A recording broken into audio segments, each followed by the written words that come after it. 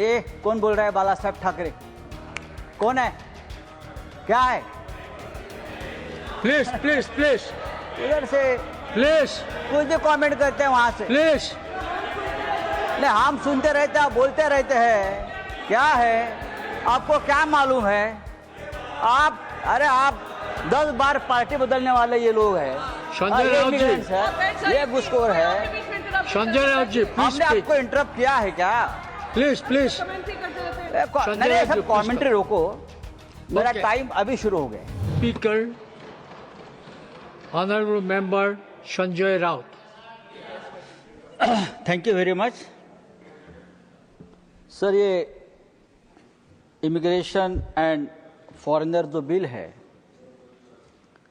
जब ये टेबल किया गया तो हमारे गृह मंत्री जी ने कहा कि ये देश धर्मशाला नहीं है और हम धर्मशाला नहीं बनने देंगे। ये देश को धर्मशाला बनाना किसी का मकसद भी नहीं है और कोई बनने भी नहीं देगा। लेकिन ये देश जेल भी नहीं है।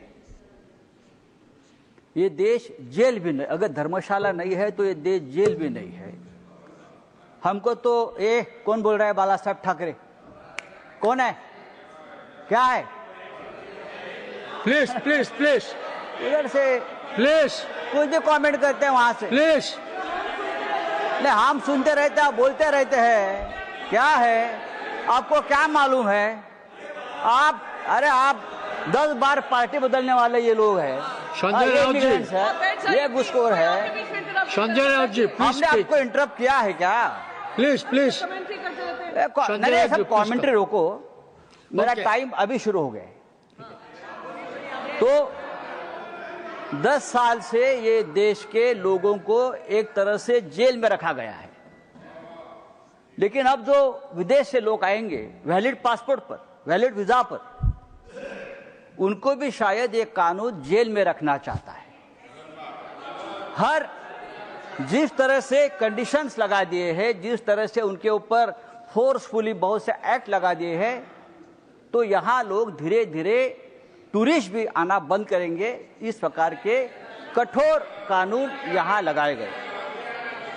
सर, प्रेसिडेंट ट्रंप ने, हाँ ये कानून चाहिए, हम नहीं चाहते कि देश में कोई इलीगल तरीके से रहे, चाहे बांग्लादेशी हो, चाहे रोहिंग्या हो, चाहे अमेरिकन हो, चाहे यूरोपियन हो। प्रेसिडेंट ट्रंप ने हमारे लोगों को, भारतीय लोगों को जो अवैध है वहाँ, उनको हाथ पांव में जंजीरें बांधकर आर्मी के प्लेन में यहाँ भेज दिया इनह्यूमन तरीके से। ये कानून पास होने के बाद अगर इस देश में अमेरिकन कोई इलीगली रहता है तो उसी तरीके से हाथ पांव में जंजीरें बांधकर वॉशिंगटन में भेज दीजिए। ये आपका कानून रहेगा और ये करना जरूर है तो आपका कानून है। सर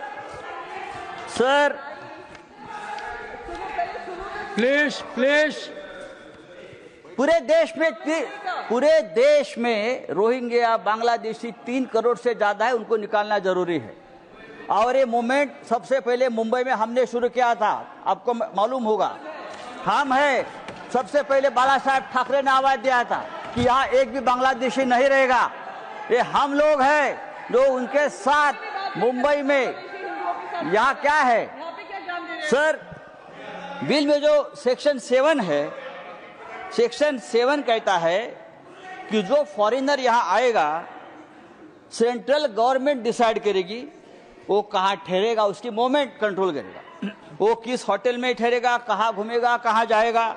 अगर कोई म्यूजिशियन है, कोई आर्टिस्ट है, कोई सोशल एक्टिविस्ट है, कोई डिप्लोमेट है, तो गवर्नमेंट डिसाइड करेगी। अगर कोई डिप्लोमेट्स है, कोई स्टूडेंट डेलीगेशन है, कोई जर्नलिस्ट है, देश में आता है और किसी प्रमुख नेता को मिलना चाहते, चाहे सोनिया गांधी जी को मिलना चाहते हैं, लीडर ऑफ अपोजिशन को मिलना चाहते हैं, राहुल गांधी जी को मिलना चाहते हैं, उद्धव ठाकरे साहब को मिलना चाहते हैं, तो गवर्नमेंट से आपको परमिशन लेनी पड़ेगी। मैं उनको मिलने जा रहा हूं, अगर वो आपको अलाउ करेगा आप मिलो। आप अगर वो मना करते हैं सरकार तो आप उनसे नहीं मिल सकते। इस प्रकार से बहुत से प्रावधान इस कानून में है। इसलिए मैं कहता हूं आप उसको जेल बनाना चाहते हैं।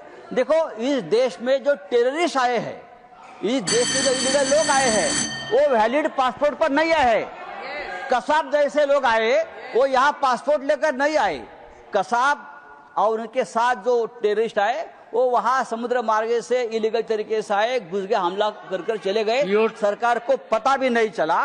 तो ये सब रोकने के लिए कानून की जरूरत, कानून पहले भी थे, आज अगर हम कानून और मजबूत बनाना चाहते हैं तो बनाइए, लेकिन इस कानून में ऐसे कुछ प्रावधान है, ये फिट केस है।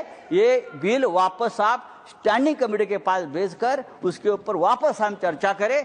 Thank you. Next speaker, Honorable